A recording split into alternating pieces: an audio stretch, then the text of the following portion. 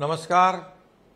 प्रखर हिंदुत्वाची मांडणी करणारे आणि काळापुढे जाऊन दिशादर्शन करणारे स्वातंत्र्यवीर सावरकरांचे प्रेरणादायी विचार फक्त महाराष्ट्रातच नव्हे तर जगाच्या कानाकोपऱ्यात पोहोचवणे ही आपली जबाबदारी आहे. याच मताशी बांधिलकी मानून स्वातंत्र्यवीरांचे समग्र साहित्य श्राव्य पुस्तक अर्थात ऑडिओ बुकच्या स्वरूपात प्रकाशित करण्याचा उपक्रम हर घर सावरकर समितीतर्फे घेण्यात आला आहे.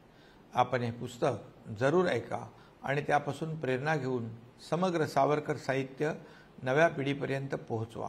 वीर सावरकरांचे देशप्रेम, हिंदुत्ववादी विचार, साहित्यिक प्रतिभा, वैज्ञानिक दृष्टिकोन, देशासाठी केलेलं त्याग आणि साहस यांचे दर्शन आपल्याला त्यातून घडेल. आपला देश बलवान आणि समृद्ध घडवण्यासाठी या विचारांच्या बळावर आपण कटिबद्ध राहू याची खात्री मला वाटते. आपल्या सर्वांना माझ्या खूप खूप शुभेच्छा. तेजस्वी तारे, हिंदी क्रांतिकारकांची परदेशीय चळवळ. पूर्वार्ध.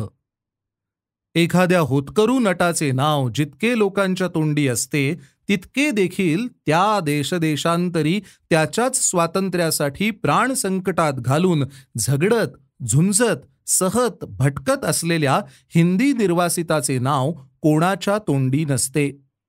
इतकेच नव्हे तर क्रांतिकारकाचा संपूर्ण कार्यक्रम पुढे नसता आणि जो तुटपुंजा कार्यक्रम त्याच्या पुढे असतो त्याचे मर्मही कळण्या इतके इतिहासाचे आणि राजकारणाचे प्रत्यक्ष ज्ञान नसता हिंदी राज्यक्रांतिकारक संस्थांवर दोषारोपण करण्याचा लहान तोंडी मोठा घास घेणारे निर्गल नवशिकेही कुठे कुठे आढळून येतात. ही दुःखद स्थिती किंचित तरी बदलावी म्हणून हिंदी क्रांतिकारकांचा ऐतिहासिक उल्लेख या नावाचा लाला लजपत राय यांच्या पीपल पत्रात प्रसिद्ध झालेला खालील लेख आम्ही इंग्रजीतून मराठीत भाषांतरित करीत आहोत. हा मूळ लेख व्याख्यान रूपाने बर्लिन येथे ॲग्नेस मेडले नावाच्या एका अमेरिकन विदुषीने वाचला होता. चीनच्या राज्यक्रांतीत आज सन 1927 मध्ये कित्येक वर्षापासून हिंदी राज्यक्रांतीस शक्यतो पाठिंबा आणि सहानुभूती मिळवण्याचा प्रयत्न करीत आहेत.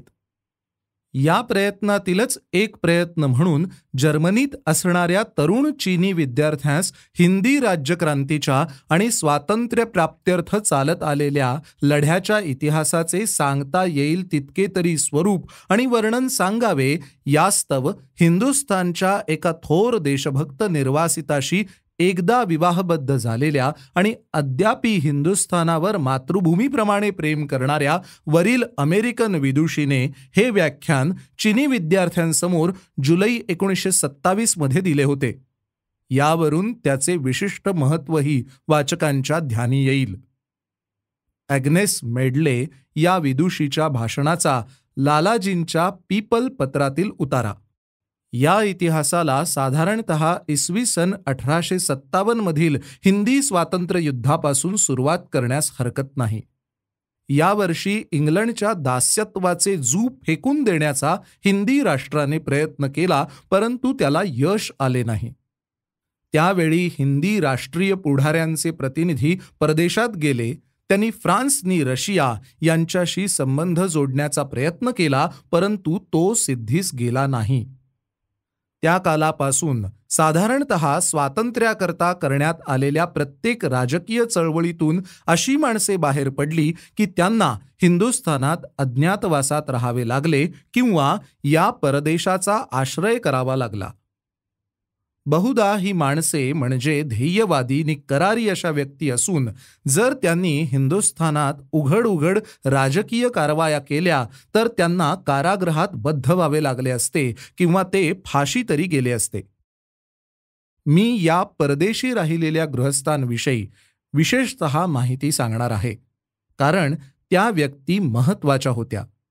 हिंदी क्रांतिकारकांच्या चळवळीचे मध्यवर्ती केंद्र परदेशस्थ क्रांतिकारक हे बरेच वर्षेपर्यंत राहिले याचे उत्तरदायित्व ब्रिटिशांच्या अन्यायी नि हिडीस राज्यपद्धतीवर की ज्यामुळे क्रांतीची चळवळ हिंदुस्थानात अशक्य झाली मुख्यत्वे करून आहे. क्रांतिकारक विचारांचे केंद्र परदेशात राहिले. स्वतः हिंदुस्थानात अशा काही व्यक्ती होत्या की ज्यांनी आपले सर्व आयुष्य क्रांतीला वाहिलेले होते. त्यापैकी लोकमान्य टिळक हे होत. परंतु त्यांच्या आयुष्यातील महत्त्वाचा भाग कारावासात गेला आणि या कारणामुळे युद्धसामग्रीपर्यंत क्रांतिकारकांच्या विचारांच्या व चळवळींचे मुख्य केंद्र परदेशस्थ निर्वासित हिंदी लोक हा होता. मात्र त्यांच्याच विचारांनी, त्यांच्याच चळवळींनी हिंदी तरुणांच्या मनात स्वातंत्र्यविषयक भावना उद्दीपित राहिल्या होत्या. युरोपीय युद्ध समाप्तीपर्यंत हिंदुस्थान राजकीयच नव्हे, आर्थिक नव्हे, परंतु मानसिक दास्यातही होता. आज मितीपर्यंत तो तसाच आहे. हिंदी पुढाऱ्यांपैकी बहुतेक जण आज देखील इंग्लंड वा अन्य एखादा ब्रिटिश राजकीय पक्ष यांच्या सहाय्याच्या अपेक्षेत असतात.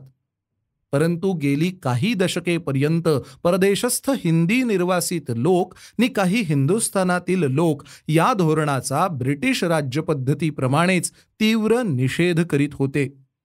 1857च्या स्वातंत्र्ययुद्धानंतर परदेशीय सरकारशी संधान बांधण्याचा पहिला प्रयत्न महाराजा दिलीप सिंग यांनी इसवी सन 1884 साली केला. ते लहानपणापासून इंग्लंडात वाढले होते तरी देखील हिंदुस्थानची दास्यप्रवण नि लज्जास्पद स्थिती विसरले नव्हते. त्यांनी ब्रिटिशांचे राज्य उलथून पाडण्यासाठी रशियाचे गुप्त सहाय्य मिळवण्याचा प्रयत्न केला, परंतु तो व्यर्थ गेला. यानंतर याच प्रकारे हिंदुस्थानच्या सीमेवर काही प्रयत्न करण्यात आले, परंतु त्याची मला निश्चित माहिती नाही. अजित सिंग आणि अंबा प्रसाद राजकीय निर्वासितांपैकी अगदी पहिला संघ 2 किंवा 3 व्यक्तींचा होता.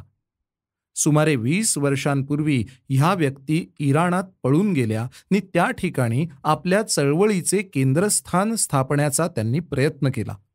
इराणातील त्यांची चळवळ 2 प्रकारची होती. प्रथमतः त्यांनी क्रांतिकारक वृत्तपत्रे प्रसिद्ध केली आणि कॉलेजातील विद्यार्थी आणि सैन्यातील शिपाई यांच्या हाती पडावी अशा पद्धतीने हिंदुस्थानात पाठवून दिली. दुसरे, त्यांनी इराणी प्राजक्त चळवळीशी आपणाला आत्मसात करून घेतले. शाळागृहे बांधली, वृत्तपत्रे काढली आणि तरुण इराणी पिढीला सुशिक्षित केले. इराणी प्राजक्त चळवळ इंग्लिशांविरुद्ध होती आणि तीत भाग घ्यावा हे सहजच होते. त्याविरहित त्या कल्पना त्यांना स्वतःलाच पसंत पडल्या होत्या. यापैकी प्रमुख पंजाबातील सुफी अंबा प्रसाद आणि अजित सिंग हे होते. या दोघांनाही हिंदुस्थानात असताना सरकारपासून बराच उपद्रव सहन करावा लागला होता. सुफी हा पर्शियन शिक्षक आणि संघटक म्हणून प्रसिद्धीस आला. काही वर्षानंतर महम्मद अली हे मुसलमानी नाव धारण केलेला एक मराठा इसवी सन 1905 मध्ये इराणी बंड उद्भवले त्यावेळी ज्या सैन्याने तेहरान हस्तगत केले त्यातील एका तुकडीचा सेनापती होता. या संघात महाराष्ट्रातील सुद्धा काही लोक होते, परंतु त्यांची नावे सांगण्याची आवश्यकता नाही.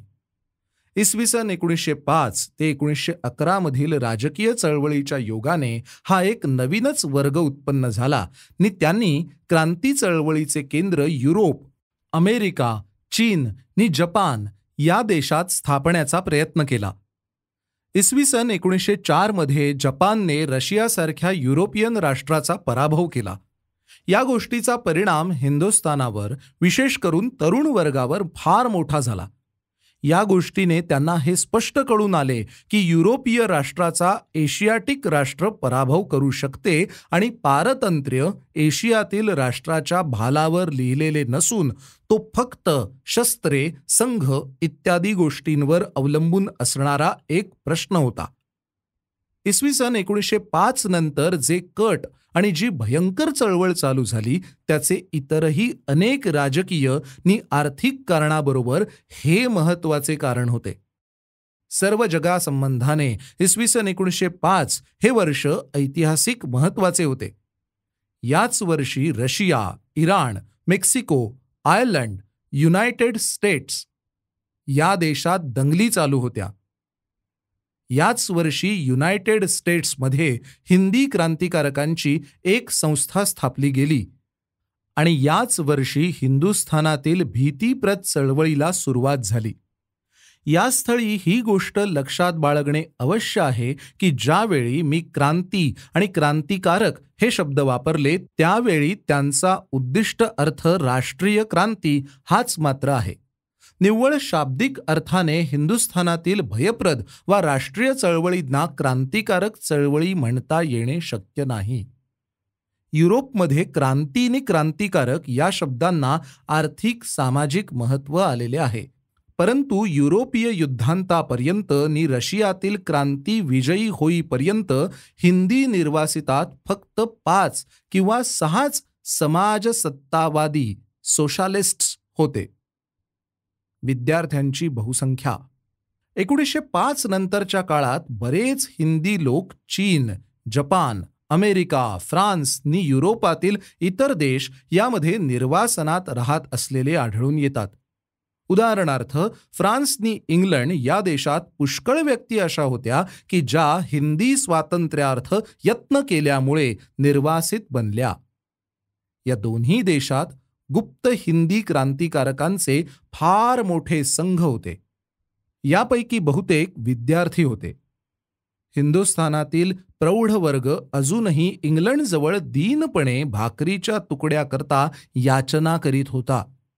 परंतु तरुण वर्ग याचनावृत्तीने संतुष्ट नव्हता. आपल्या गुप्त संघटनांद्वारा त्यांनी द्रव्य जमवले. गुप्त क्रांतिकारक वृत्तपत्रे प्रसिद्ध केली आणि हिंदुस्थानातील विश्वविद्यालये असलेल्या नगरातून गुप्तपणे प्रसृत केली. यापैकी एका वृत्तपत्राचे नाव तलवार असून ते अभिनव भारताचे मुखपत्र होते. ते निघाल्यास आज 15 ते 20 वर्षे झाली, परंतु ते आजही वाचले असता त्यातील काही लेख आश्चर्य उत्पन्न केल्या वाचून राहत नाहीत. आंतरराष्ट्रीय राजकारण आणि आर्थिक विकास या संबंधीचे या पत्राचे ज्ञान इतके उत्कृष्ट होते की कोणालाही असे म्हटल्या वाचून राहवत नाही की जर आंतरराष्ट्रीय कार्यासंबंधी हिंदुस्थान परदेशस्थ देशभक्तांवर अवलंबून राहिले असते तर ते आज निश्चयाने पारतंत्र्यात राहते ना. उदाहरणार्थ 1909 या वर्षी या पत्रात एक लेख होता. त्यात इंग्लंड आणि जर्मनी यामधील वाढत्या कलहाच्या मीमांसेचे स्पष्टीकरण करण्यात आले होते की भविष्यकाळात या 2 राष्ट्रात युद्ध निश्चयाने होणार आणि ही संधी हिंदुस्थानला स्वातंत्र्य सिद्ध्यर्थ यत्न करण्यास उत्तम आहे. हा लेख म्हणजे युरोपमधील तत्कालीन राजकीय आणि आर्थिक विकासाचे सुस्पष्ट आणि जोरदार विवरण आहे. अशा प्रकारचे ज्यांचे ज्ञान आणि सामर्थ्य मोठे आहे अशा क्रांतिकारक लोकांवर विश्वास न टाकल्यामुळे आणि त्यांच्याबरोबर सहकार्य न केल्यामुळे हिंदुस्थानची कल्पनातीत हानी झाली आहे. स्वातंत्र्य युद्धाचा पहिला इतिहास. इंग्लंडमधील हिंदी संघाने 1857 मधील स्वातंत्र्य युद्धाचा हिंदी दृष्टीने लिहिलेला पहिलाच इतिहास प्रकाशित केला. तो हॉलंडमध्ये गुप्तपणे प्रकाशित करण्यात आला.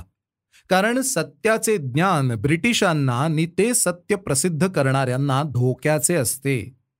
हिंदुस्थान आणि इंग्लंड या दोन्ही देशात अर्थातच गुप्तपणे त्याचा प्रसार फार मोठ्या प्रमाणावर झाला. या ग्रंथाचे कर्तृत्व इंग्लंडमधील हिंदी संघाचे प्रमुख श्री विनायकराव सावरकर यांच्याकडे होते. आज त्या पुस्तकाला वाङ्मयीन आणि ऐतिहासिक संशोधनात्मक मोठे मूल्य आहे.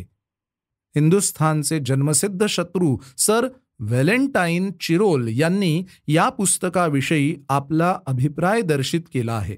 त्यांनी असे उद्गार काढले आहेत की या पुस्तकात अतिशयोक्त संशोधन आणि ऐतिहासिक गोष्टींची विपर्यस्तता, अतिशयित वाङ्मयीन सामर्थ्य आणि अतिशयित रानटी द्वेष या गोष्टींचे एक मिलन आढळते.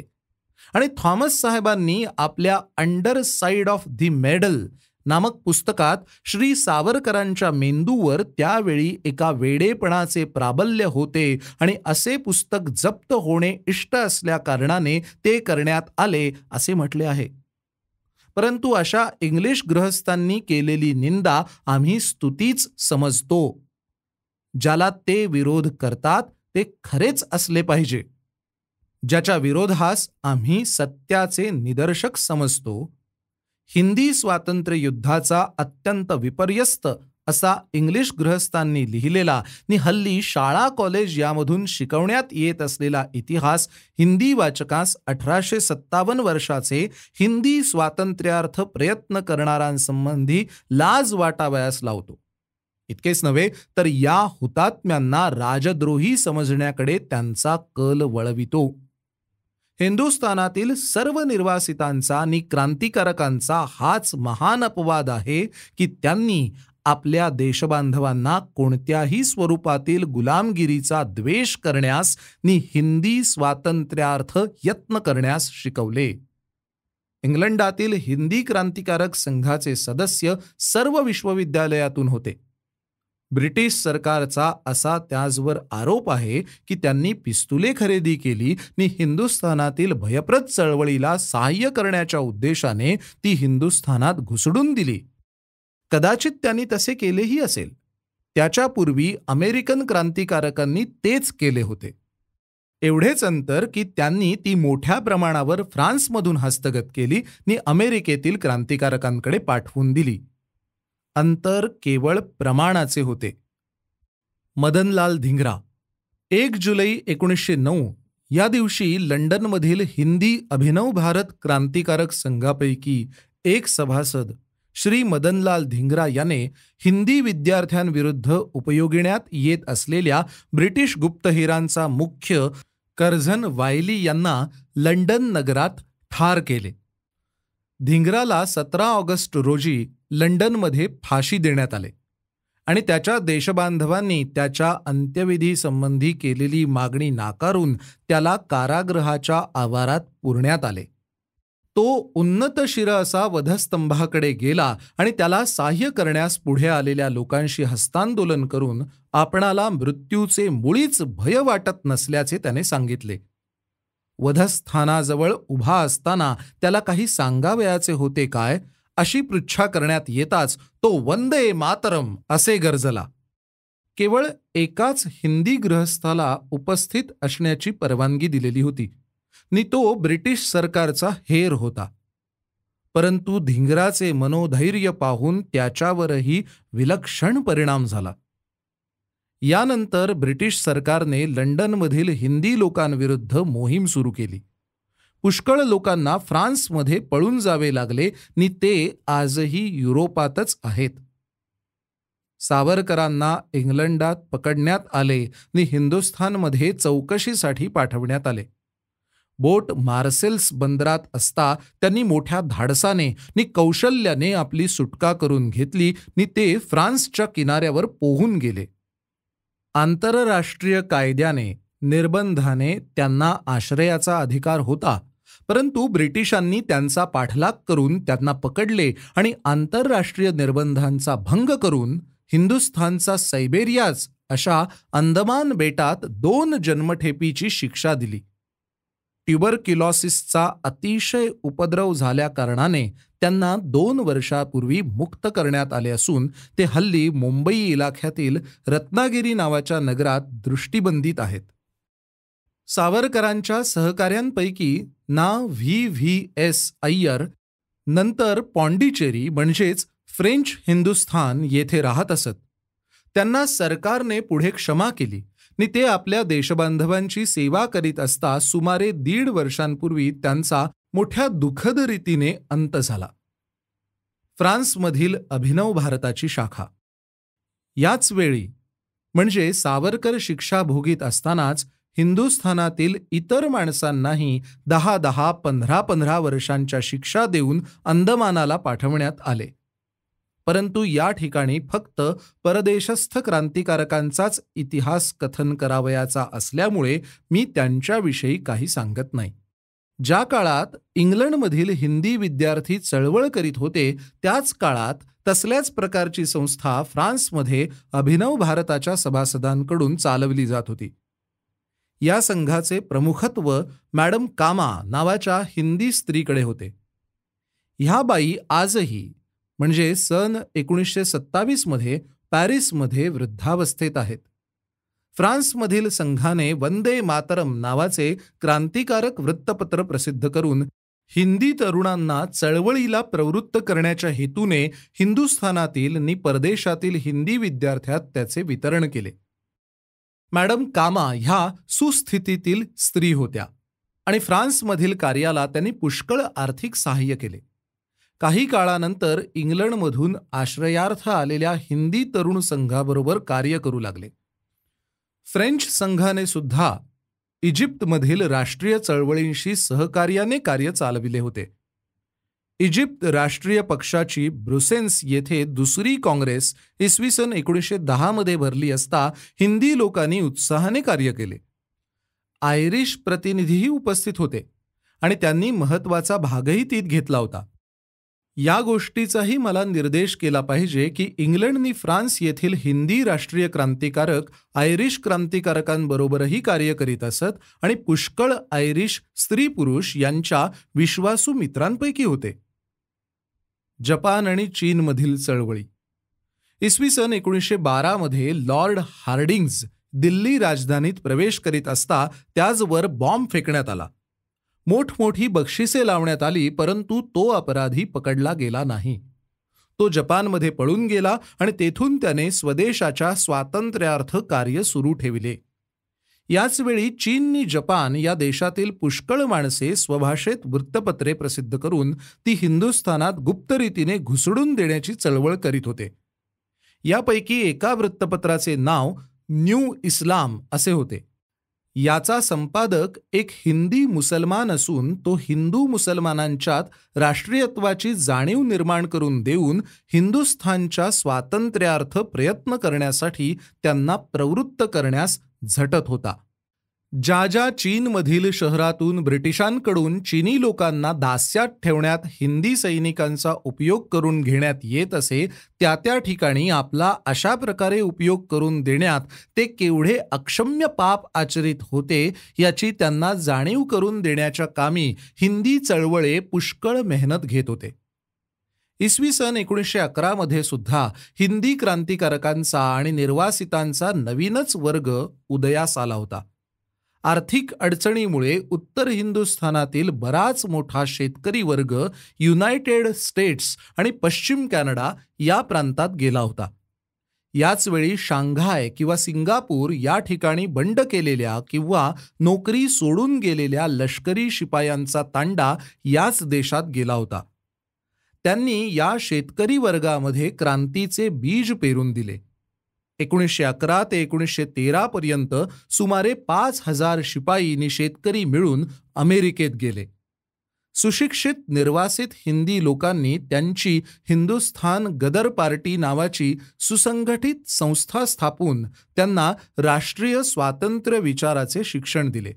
हा पक्ष हिंदुस्थानाबाहेरील हिंदी क्रांतिकारकांचा एक महत्त्वाचे केंद्र होते. शरीराने मजबूत, निर्भय, साध्या राहणीच्या अशा ह्या नोकरांनी आपल्या चळवळीच्या योगाने हे स्पष्ट केले आहे की हिंदुस्थानाला स्वातंत्र्य मिळणे शक्य असेल तर शेतकरी, मजूर, शिपाई याजकडूनच मिळवले जाईल. इसवी सन 1914 मध्ये झालेल्या कोमागाटा मारू चळवळीशी याच लोकांचा संबंध होता. कॅनडामध्ये असा एक कायदा होता की प्रत्यक्ष हिंदुस्थानहून थेट कॅनडापर्यंत प्रवास करणाऱ्या गलबतातून आलेल्या हिंदी लोकांनाच फक्त कॅनडात प्रवेश करता येईल. अशा प्रकारचा मार्गच अस्तित्वात नसल्यामुळे सरदार गुरुदत्ता सिंगांच्या नेतृत्वाखाली या क्रांतिकारकांनी वर उल्लेखिलेले जपानी जहाज कराराने मिळवून कॅनेडियन निर्बंधाला ढाब्यावर बसवण्याकरता त्यातून प्रवास केला. पोलिसांनी त्यापैकी बऱ्याच पुढाऱ्यांना पकडून त्यांना भूमीवर उतरविण्याची परवानगी नाकारण्यात आली. उकळते पाणी त्यांच्या डोक्यावर ओतण्यात आले आणि त्यांना हिंदुस्थानात परत जाण्यास भाग पाडले गेले.